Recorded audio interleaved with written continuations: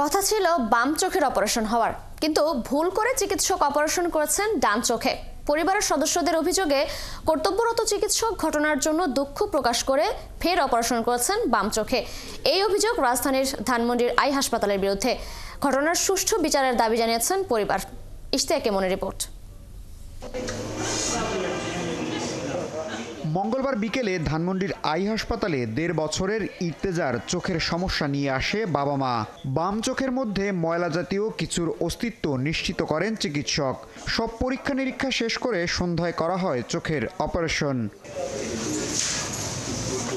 Operation theatre থেকে বের করার পর পরিবারের সদস্যরা দেখতে পায় বাম চোখের জায়গায় অপারেশন হয়েছে ডান চোখে।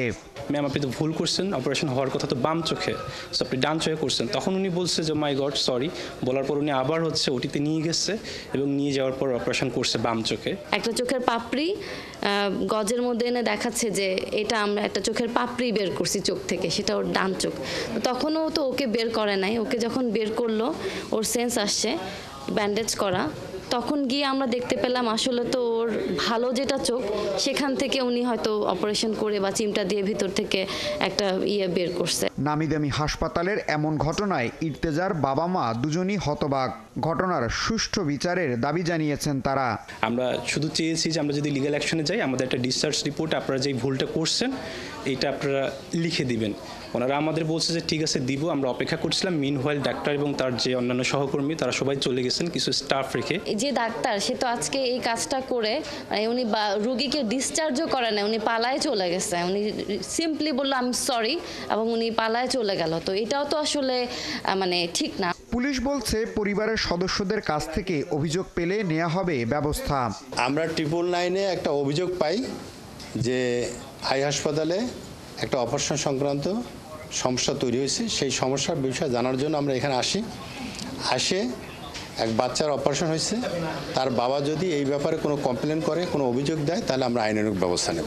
অভিযুক্ত হাসপাতালটির প্রধান নির্বাহী কর্মকর্তা দাবি করেন এটি সামান্য একটি ঘটনা, তবে তদন্ত করে যথাযথ ব্যবস্থা নেওয়া হবে।